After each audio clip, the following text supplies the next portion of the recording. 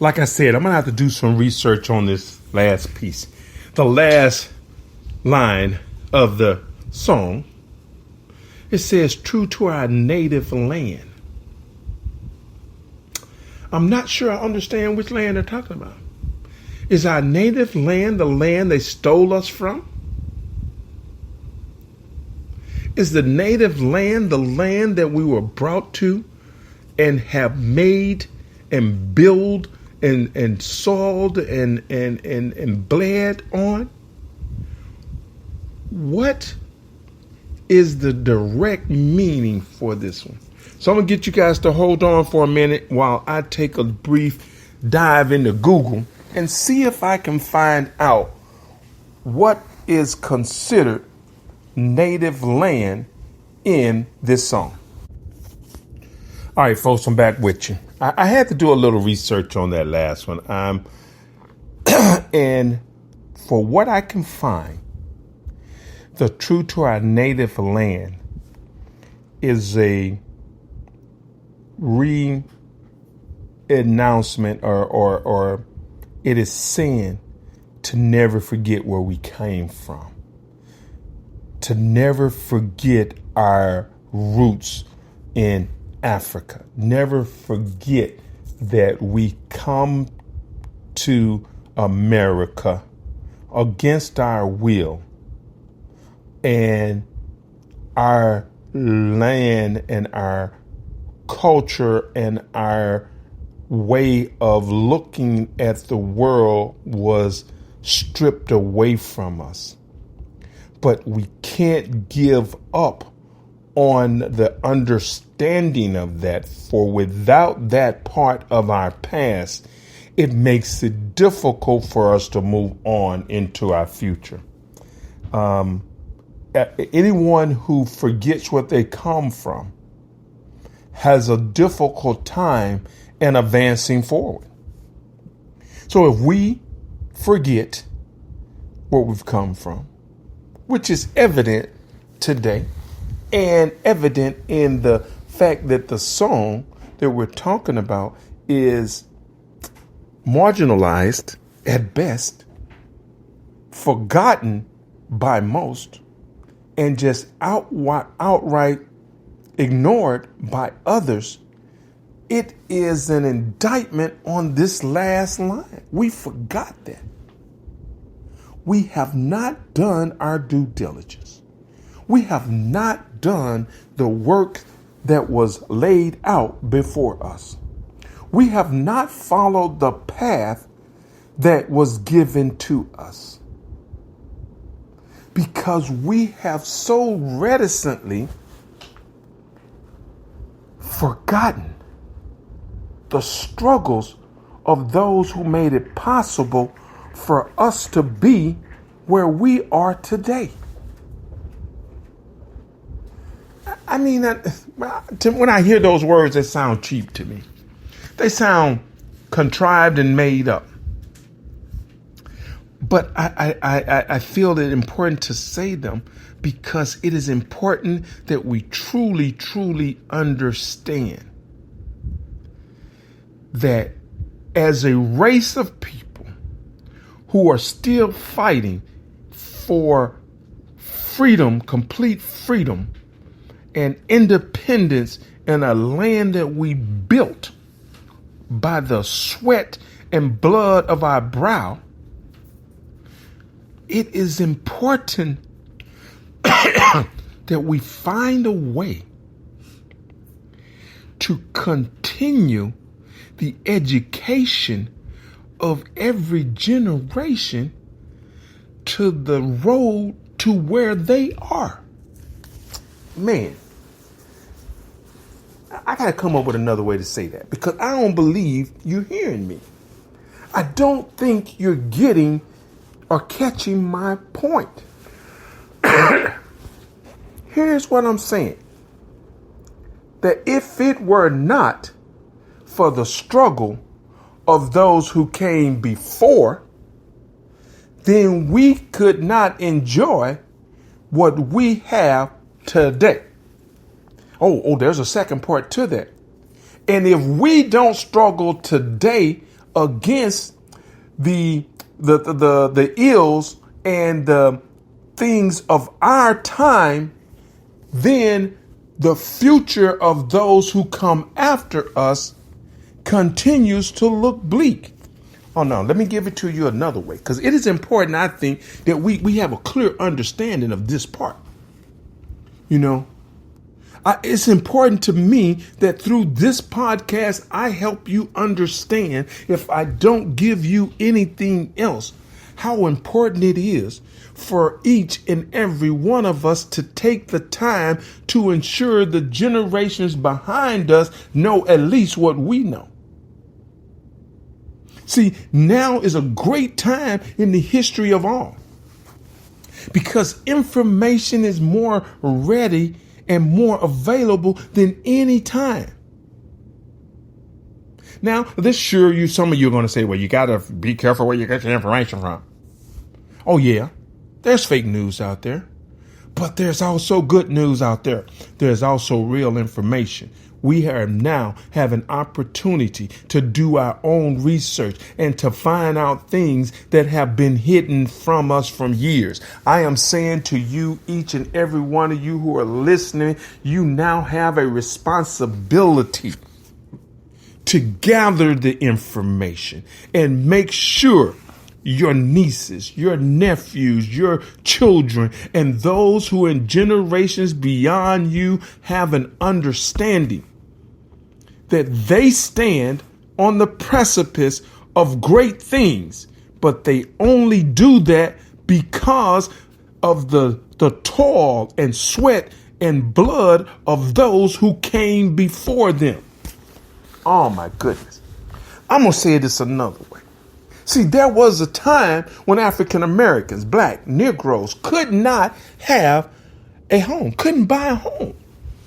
Man, if you look at that time in history, the escapades and the things that they went through to make it impossible for us to have home ownership is unbelievable. But now it appears to have changed. And we say appear to have changed because we know more people who have homes. But what we don't look at is the rate by which they put African Americans in homes that they cannot afford. We don't look at the rate by which they overprice the homes that they put us in. We don't look at the process they use to steal and take property from us.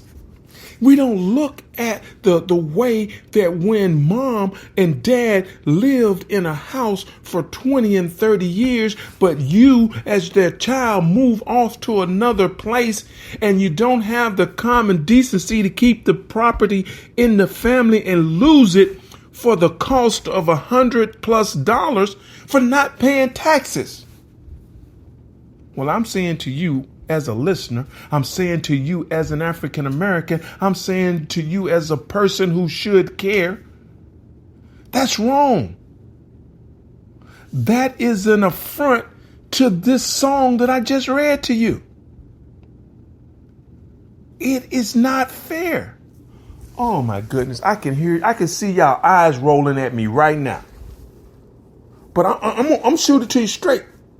I'm going to tell it to you the way I see it. Now, of course, you're going to have your own opinions. I welcome your own opinion. But do you have your own opinion based on real life research and not a gut feeling? Look at what's really happening and not what you think is happening. Look at what you really know, do the research, and get the real answer, not the answer that somebody just told you. So now I started this whole podcast idea with the concept of analyzing this song. I've struggled with the topic. I had topics like lift every voice and sing. Is that an era dead and gone? Are we still of the mindset of lift every voice and sing? Does the song from a generation and an era past even resonate today? Where are we with Lift Every Voice and Sing? What does it mean to a generation today? I wish I could say pleasure, but I had the displeasure of having a conversation with young men in the ages from 28 to 40. And their statements to me was they find the song outright depressing. They find the song an affront to their belief in the America that they live in. We have done such a poor job of communicating to them the real deal, and the others have done such a good job of convincing them of what they think to be true, that this song in their minds is of no consequences. My God, my God. This song is as irrelevant today as it was when it was written. We got black young men being shot and killed by policemen. We got all sorts of things that are happening.